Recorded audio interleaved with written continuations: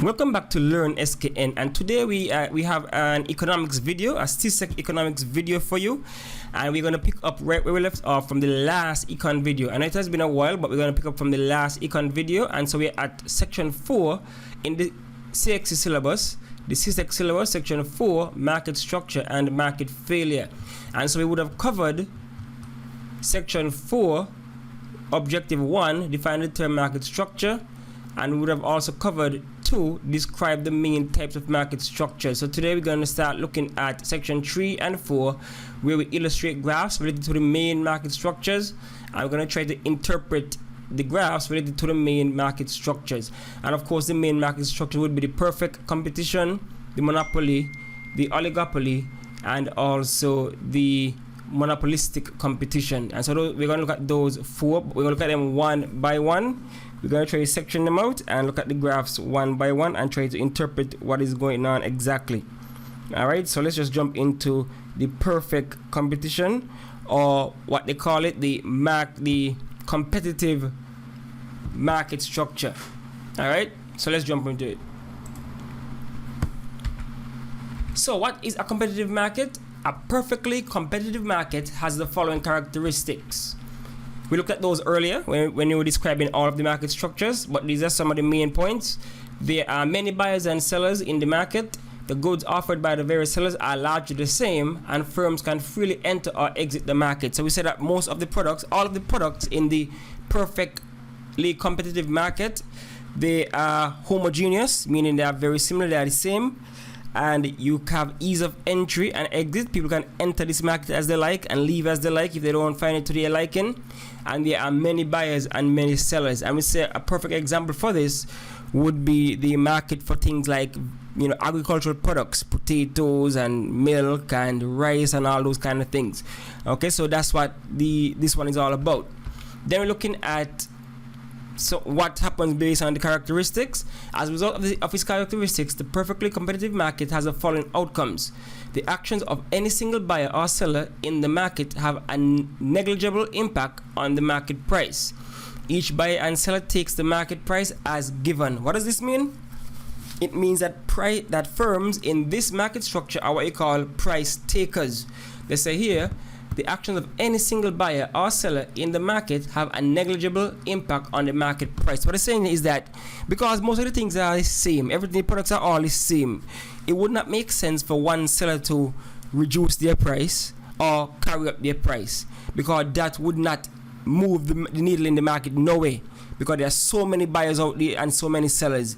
If it's too high, if your price is higher than the normal people, then somebody will just go to the next person, because it's basically the same products. Remember, you said they are homogeneous products, or the products are relatively the same. So if you carry up your price for potatoes, I will just go to the next stall over from you and buy potatoes for the reduced price. And in the same way, if you reduce your prices, that would be a loss for you, because everybody else selling at the market price and getting it done. So while you're going to sell off your £10 for your little bit of money, everybody is going to sell the £10 for the higher price, and you're going to end up losing. So you don't want that. So they are what I call price takers in this market structure, as we discussed earlier. Competitive markets has many buyers and many sellers trading identical products, so that each buyer and seller is a price taker, as we just mentioned. Buyers and sellers must accept the price determined by the market. So the market forces are the main deciders in this for the price in this market structure. So supply and demand are the ones that determine the market price for these type of goods in perfectly competitive firm. In other market structures, like for example, monopoly or monopolistic, you can determine your price. You are a price maker.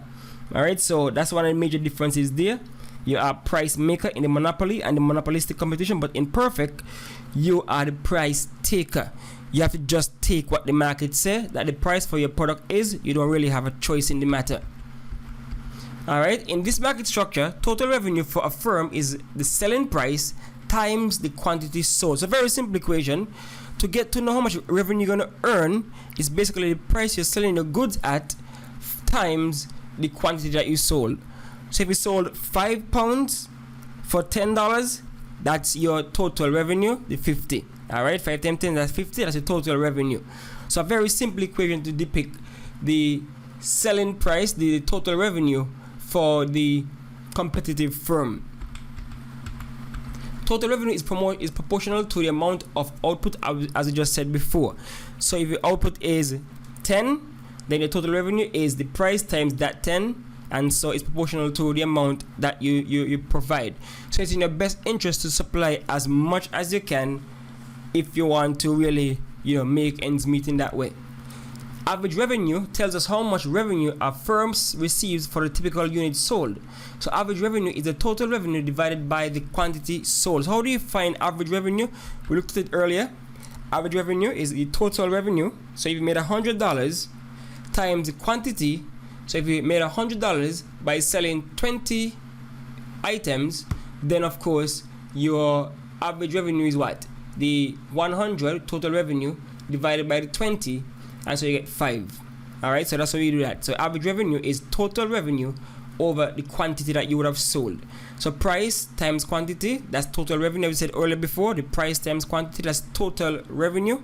And to get the average, you divide it by quantity. But what this equation is also showing you is that average revenue is also equal to the price. So that's the next situation that you'll see in perfect competition. The average revenue is equal to the price, and so you'll see this depicted on the graphs later on. The average revenue is the same as the price. You see, they do the maths here, they cancel this here, and so therefore average revenue equal the price, and we'll see that coming out on the next the graph. Then we have marginal revenue. Now is the change in total revenue from an additional unit sold. So marginal revenue, we look at marginal cost before, and we say marginal cost is the cost of producing an extra unit. So we look at that before. So marginal concept should not be new to you guys. Marginal is about the extra, that additional unit. So marginal revenue is the change in total revenue from an additional unit sold. So if you sold 100 and then you sold 101, the change in total revenue from selling that additional one would be your marginal revenue. And we showed you how to calculate marginal cost before, and so it's similar to how you calculate marginal revenue. Marginal revenue equal change in total revenue over change in quantity or the output. So for competitive firms, marginal revenue equals the price of the goods. So you see what's developing here. You realize now that for the perfect competitive firm, the average revenue is the same as the price, and the marginal revenue is also the same as the price. Remember, when I show you the graph of the perfect competition, the line goes straight across. Alright, it's horizontal, straight across. Alright, so you have your competitive firm, marginal revenue equals the price of the goods. So we have three things right now. Let's go back. We have three things. We know that total average revenue equals price. We know that, and we also know that marginal revenue also equals price. Alright, so look at the graph right here. Total revenue, we know the formula for that. Price is $6 throughout. We know we're not changing because we're price takers, and so the market price, wherever equilibrium supply and demand meets, that's the market price, and so therefore the market price is 6 all the way. No matter the quantity you produce, the market price is 6, and so you have to sell them for 6. And then the total revenue is, of course, the quantity times the price. So you sold 2 gallons times the $6, so you get the $12 for your total revenue. Then the average revenue is dividing this by this. So now we get 6 again. So you see average, so you see price is the same as average revenue, and it's the same as marginal revenue, because you would have taken this from that and you get 6. 18 take away 12, you get 6. 24 take away 18, you get 6. 30 take away 24, you get 6. So you see marginal revenue, average revenue, and price are all the same in the perfectly competitive firm. We see that. Again, I said we're going to depict it on the graph just now. So the goal of a competitive firm is to maximize profit. This means that the firm will want to produce the quantity that maximizes the difference between the total revenue and total costs. So how do you get that? Now you look at this diagram here carefully. If you look at it, you'll see that when you're selling between 4 and 5 gallons, you have a total profit of $7 for each. So that's the highest. So total profit is 7. So that's your maximizing point for profit. And of course, marginal revenue would be 6 still. But what is interesting here is to see that marginal revenue and marginal costs are both 6. So marginal revenue is 6, marginal cost is 6, and at this point you have a 0 for change in profit. So your profit maximizing position would in turn be where marginal revenue is the same as marginal cost. And at that point, you take them away, you get 0. So that's where you're maximizing the profit. The graph tells you so right here. Profit maximizing is at $7. So you're going to sell that quantity that matches your profit maximizing position where marginal costs and marginal revenue are both equal. So that's a key thing to keep in mind. Your profit maximizing position is where marginal revenue equals marginal cost. That's your profit maximizing position. And so we have the graph here that I've been talking about. This is the graph right here. And so remember, in perfectly competitive firm, the graph goes straight across because you cannot really influence the market price. You can't really influence the price. Whatever the market decides, that's the price you're going to have to sell at. But so let's look at what's going on here. So this graph, this line represents a lot of things. It represents both the price, the average revenue, and the marginal revenue. This one line represents all of that. The price, which is equal to marginal revenue, equal marginal revenue 1 and marginal revenue 2. So this point right here represents 3 things right here: the price, the average revenue, and the marginal revenue. And the point at which marginal costs and this line intersects, that is the firm's profit maximizing quantity. See, the firm maximizes profits by producing the quantity at which marginal cost equals marginal revenue. So this point here is the firm's profit maximizing position. So that's the profit maximizing quantity, and that's the profit maximizing, of course, price. That's the where marginal revenue equal marginal cost. So you see it all happening right here. So keep in mind that this is the graph that represents a profit maximizing firm, all right, in a profit maximizing position. This is a perfectly competitive firm in its profit maximizing position, and that occurs where marginal cost equals marginal revenue. Marginal cost equal marginal revenue. That's a profit maximizing position. So the profit maximization occurs at the quantity where marginal revenue equals marginal cost. All right, so let's see why. Let's see exactly why. So when marginal revenue is greater than marginal cost, the firm increases quantity because you're not at the maximum yet. So if your marginal revenue is greater than your marginal cost, then you increase the quantity up, you put it up a bit, because you haven't reached the profit maximizing quantity as yet. When marginal revenue is less than marginal cost, you decrease the quantity to come back down. So you decrease quantity, and that would bring it down to the profit maximizing position. When marginal revenue equal marginal cost, profit is maximized. All right, and next thing to depict, a next thing to take note of as it relates to this graph again would be this part here. All right, when we're looking at supply and demand, so they said this section of the marginal cost curve is also the firm's supply curve. So you see everything running in one right now. So if we see a diagram here, now the part of the marginal cost that's above average total cost is the firm's supply curve. So you see that? You see what's happening here? Now look at this. Before, we realized that this one graph, is one curve here, represented a whole bunch of things. It represented price, average revenue, and marginal revenue. But the section of the marginal cost curve that is above the average total cost, all right, as above the average total cost here, is the firm's supply curve, also is the firm's supply curve. Alright, so the marginal, so you see the part of the marginal cost curve can double as the supply curve for that firm, and that's the part here that's above my average total cost.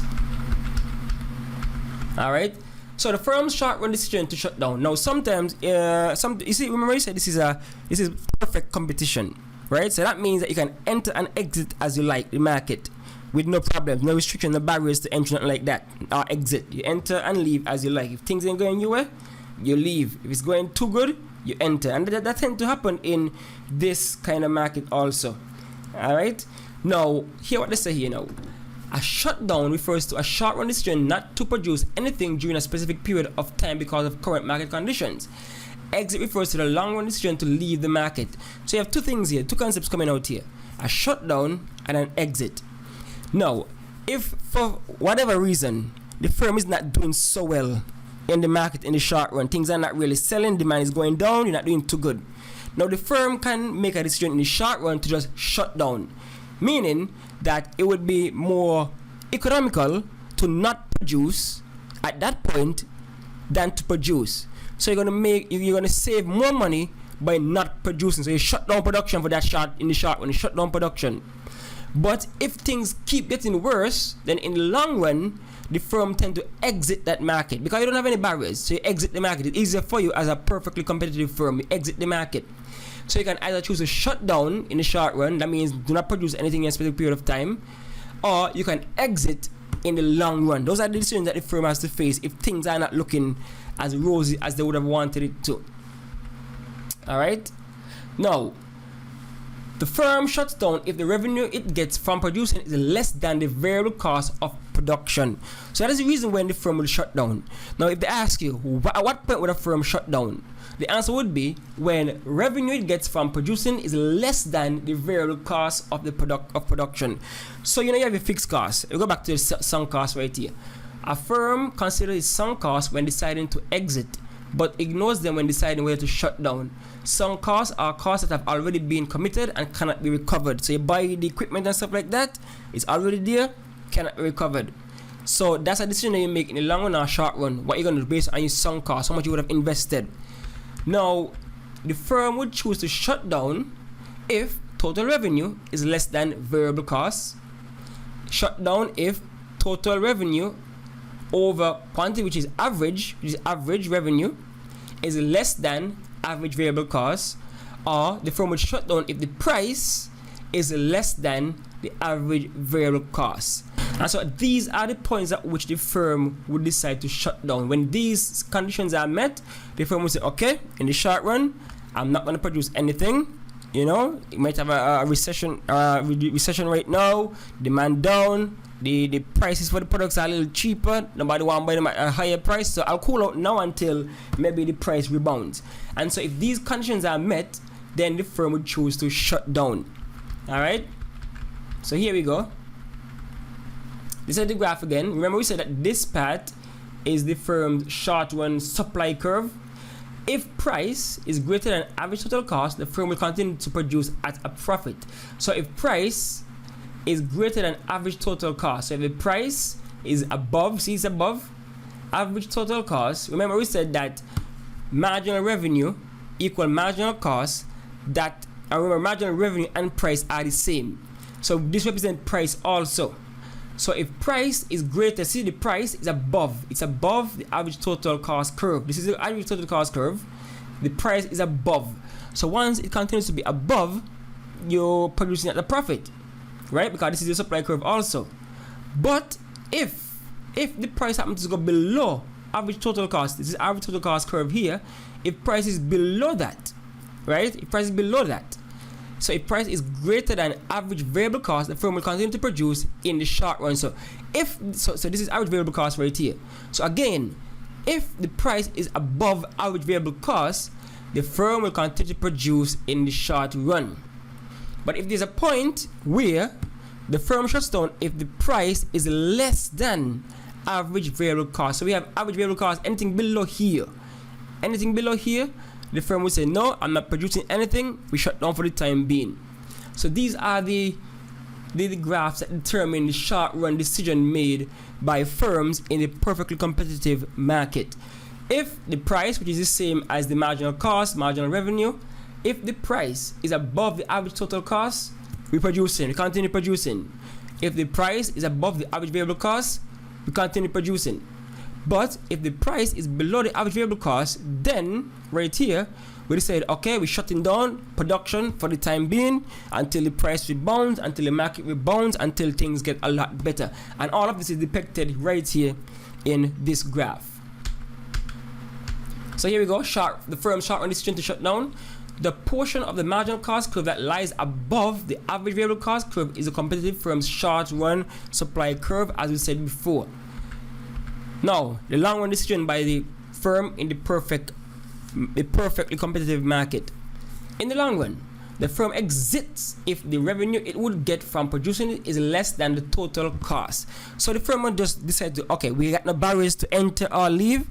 So if things just ain't looking up, in the long run, I'm making a loss, makes sense, I exit this market. And so therefore, the firm will exit if total revenue is less than total cost. And that's common sense. If total revenue earning is less than the cost of producing, it don't make sense continue. But if this is persistent in the long run, then just exit the market. Same thing here. If total revenue divided by quantity, which is average revenue, is less than average cost, then exit. Doesn't make sense to continue. Once revenue is less than the cost, in the long run, just exit. Again here, if the price is less than average total cost, remember all these are basically the same, right? So if price is less than the average total cost, then again, doesn't make sense to keep producing. You're operating at a loss. So the best option here is not to shut down, because shutdown is normally just to minimize damage, minimize, minimize loss. But it's straight up loss in the long run. You can't keep losing in the long run. That means that your firm would be in debt, and so you have to leave the market. That's just not a market for you. Alright? A firm will enter the industry if such actions would be profitable. No, this is the reverse now. Remember we said that the perfect competitive firm, you can enter and leave the market as you like, because there are no barriers to entry or exit. So if you realize that people producing a certain product in this market, making some nice profit, what you gonna do? So in the long run, you would enter the market if total revenue is greater than total cost. Good times happening here. You enter if total revenue divided by quantity, which is average revenue, is greater than average total cost. You enter if the price is greater than average total cost, because profits are making in this industry. So of course, there's no barrier, so you're gonna enter.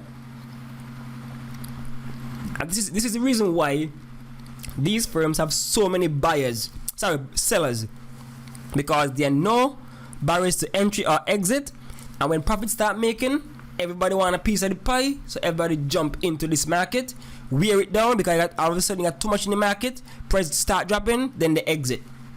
So that's one of the features of this particular market structure. Alright, so here it is again. This is it in graphical form now. A firm's long run supply curve, again we know it here, marginal cost, long run we know it here. So the firm will exit the market if price is less than average total cost. So this is price, this is average total cost. If it's less than that, firm gone out of the market. It's not profitable for you to stay in this market. Alright, supply curve in the competitive market. The competitive firm's long run supply curve is the proportion of the marginal cost curve that lies above the average total cost curve, as we looked at earlier. This is the long run supply curve, and that's the part above the average total cost. So again, long run, things looking bad, exit. Alright, so look at this. A firm with profits. This again is a firm in the perfectly competitive firm, perfectly competitive market structure. And again, we know that the profit maximizing quantity is where marginal revenue equal marginal cost. Marginal cost, marginal revenue, they meet right here. Remember again, this line represents both the price, the average revenue, and the marginal revenue. So we are MR, this is a short form that we used to use in college, where MR equal MC, that's the profit maximizing position, where MR equal MC, where marginal revenue equal marginal cost. That's the profit maximizing position. And you can see it right here, average total cost. That's the line for that, right? And between the price and the average total cost, you have the profit. So everything in here is gravy. Everything between here, that's gravy. That's the profit right there. All right, because your total cost is less than the price. So if your total cost is less than what you're selling it for, of course the difference is going to be your profit. So things looking good right here. That's all this shaded area here is sweet profit. All right, so you can depict profit on this graph also. Anything between here, once the price or the average revenue or the marginal revenue is above the average total cost curve and it intersects here, that's the profit max, and you're in the profit maximizing position, everything here is gravy. Everything here is corn, cheese, profit, money. All right, so that's a good position for the firm to be in. Then we have the opposite now, losses. Again, marginal costs, marginal revenue, average revenue, price. So at this point where they intersect, so once average total cost is above price, right? Once it's above price, then you're making a loss. All right, you're making a loss. So everything here is a loss because your average total cost is more than your price of the good. So you're basically saying that you're producing something for $10, but you're selling it for $5. So you're losing $5 every time. You're making a loss every time you sell it. That's the situation right here, where your average total cost is above the price. So your total cost is more than the price of that you're selling the product for. So therefore, you're making a loss. So everything here would be a loss because it's above. The price is above the average total cost is above the price. So everything here is a loss, and we don't really want that kind of situation going on. Alright, so that's it for now. Now we would have covered the perfectly competitive firm, and we looked at the graph that shows that firm. We looked at the short run and long run equilibrium showing profit maximizing output, and we also looked at the price and the profit and loss. So we would have covered that. We also interpreted the graphs, showing you what each line means. We showed you where the marginal cost is. We showed you what is the marginal revenue curve, the price curve, and the average revenue curve, which are all the same. We also looked at where the firm will shut down and exit. We looked at where the profit maximizing position is, which is where the MR equal MC, or the marginal revenue equal marginal cost. So that's it for the perfectly competitive firm. And so we're going to look at the other forms later on. So the only way to know when a video drop with the other forms of the other type of market structures would be to, of course, like, subscribe, and hit the notification bell so that you know when Learn SKN has dropped a next video. All right, so that's it for now. Thanks for watching. Thanks for listening.